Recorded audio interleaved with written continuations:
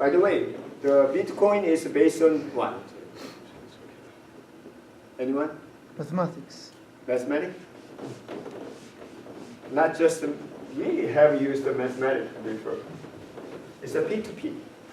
So there is no centralized server. So if you think about the traditional currency system, we have the FRB or something the government. The most of the country, the government bank or government-owned bank has the authorization to, which means guaranteed. This is the money, like the Korean won or the Japanese yen or the Chinese yuan is the guaranteed by the government. Because of that, people use this the paper.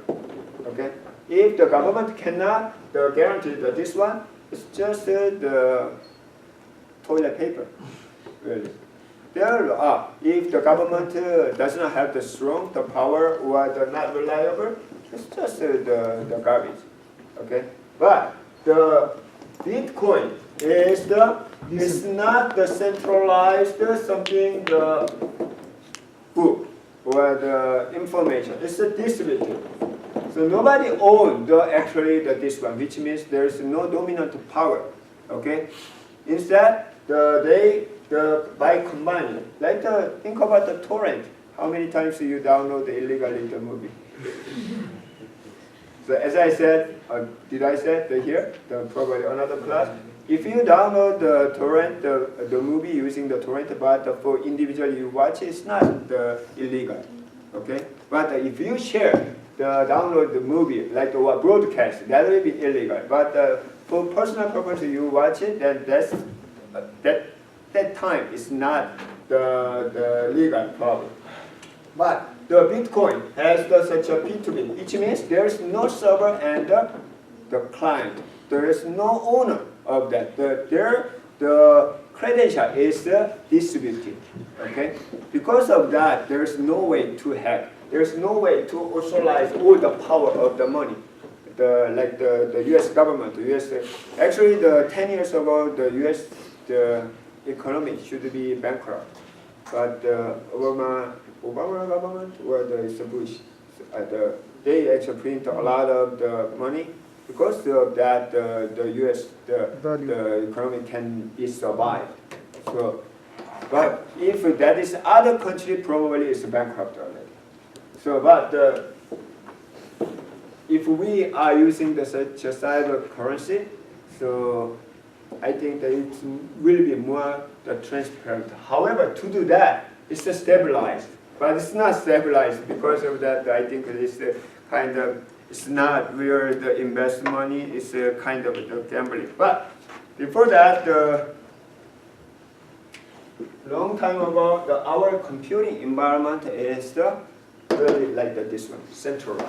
There's one the central power. It's a centralized server. Everything is inside. Server or something the memory and the hardware application. Everything is here. Then you are connected this centralized server using just dummy terminal.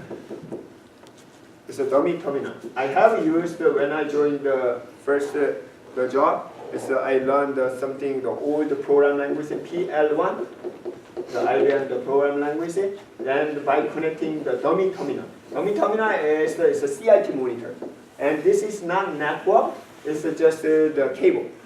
The console cable, then the connecting. It's okay, it's really secure because no way to connect. It's the one centralized. The problem, this is good for, like for example, 100 users. What if your business is going well, so we need 200 users? No way. You need to replace bigger one. Migrate. It's a cost and the takes of time. And really risky to migrate. And so, because of this, we need to have a bigger and bigger server. IBM made a lot of money because of this. IBM mainframe has such a centralized server. 1960, 1970, still the sum of the system use this. Instead, so this is too big. So why don't we take out some of the job? Like the graphics. So So we have the very good personal computer. Okay. So in 1990 and early 90, the late 80 and early 1990.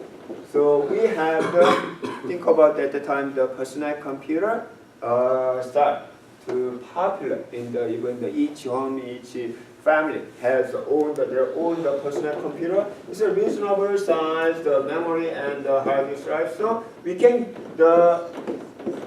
separate the job, take out the sum of the job of the main computer. So main computer can be smaller. So this is called downsizing. So downsizing, there are two reasons why we can do the downsizing. One is the personal computing power is higher. And another one is this one, network. So if you think about the late 80 or the early 1990, the internet business has been started. Like the Yahoo, Jerry Yang started his business in 1992 or 3, something like that. And the Google 1995 or something like that. So because of the network. So the one network and the personal computing power, we can take out some of the job of the server, so we can make it slim. So this is called the server and client. So client and server environment. So CS is still used a lot. Like the database system. We can put the database here, database server, and database client. You can create the client program. So client and server. And or you can create the client, the program directly. So you can do. Problem? Whenever you connect, if you related to the network class, what happened?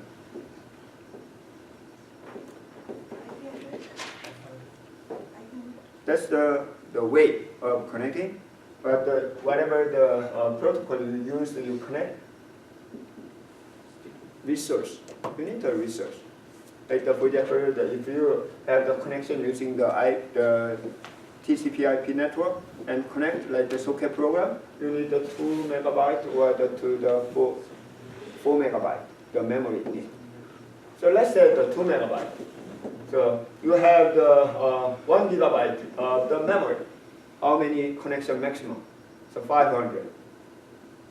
Okay. So 500 connection. What if we have the 1,000? We need to have the bigger size. It's the same problem as the centralized server. Okay, but however, for example, when I worked as an administrator, so we have the 3,000 employees in the bank. Then most of them, when they come to the office in the morning, they connect with the server. Then they have a coffee time. They pretend that I'm logo, then I'm doing something, then doing nothing. So when we check the certain time, how many active users are working, only less than 10. Even though 30,000, that's true any the client server. Okay, just to make the connection and use the resource, but not many active. So to address that, what will be the solution? Instead of such a server directly connect, we have some dedicated connection. Okay, then request to here. So client is here, client is here, client. Number of clients, but we have the 5 dedicated server. So if there's any active request, going to this one, use this. Then the other side is okay. But if there's a request, so this is called 1 tier, 2 tier, 3 tier. It's a 3-tier architecture. Or this is called middleware. So like the application server. Nowadays the web server acts as the application server. So the web server, how many the user requests can take care? The millions. That doesn't mean the millions of them are actually connected to this one. So they actually only the active request can process. Then the balance, or sometimes they do the balance and the control the request This is a middleware. There are Tuxedo and some other application program, middleware program to control this. And nowadays, the web server acts as the middleware. That is the reason it's called the application server. The web server is sometimes called the application server. It's a 3-tier. Sometimes we can put another layer, it's a 4-tier. But still, it has the server and the client. So nowadays, the computing environment is changing. Each node has a server and client, server and client, server and client, server and client. Like this one. So file is not only here, the only part of file here, part of file here, part of, so I can receive from all of these. So we can get the benefit of what? The full network. Okay? Like the torrent and the P2P and what else? No, I forgot the name of that music stream. I forgot. Nestor. Nestor used the approach, but it's illegal. But so this is the P2P. The Bitcoin uses such an approach. Then one more. This is called the P2P, peer-to-peer. P2P, the computing environment. And nowadays, using cloud, which means, so I need this amount of the computer resource, but at the same time, only 1 hour I need. The other 23 hours, I need only this amount of the resource. So because of 1 hour, I need to purchase this one. Instead, why don't we use the third-party computing power? So I just pay the 1 hour, this amount, and the other 23 hours, I use the computing power. So it's dynamically changing the computing resource using what? Virtual machine, the technology. So it's not, there exists really physical architecture, but virtually we can dynamically change it, the specification of computing. Then we can design whatever we want. Dynamically change the computer resources, including network and CPU power, and based on the request or based on the current, the overload.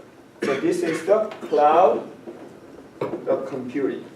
So cloud computing can be the infrastructure level, platform level, service level. So because of that, the infrastructure as a service, platform as a service, service as a service, application as a service. So this is the cloud computing.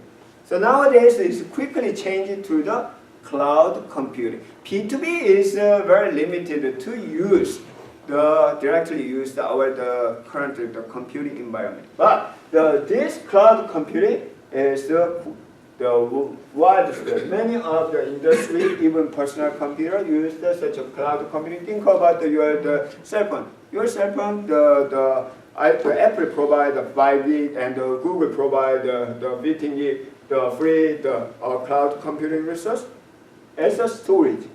So we are using such a cloud computing. So in the throughout semester, it's not much different to use a local machine, but to then use the cloud computing environment, I'm going to use the Google Cloud Platform for your practice, the brief.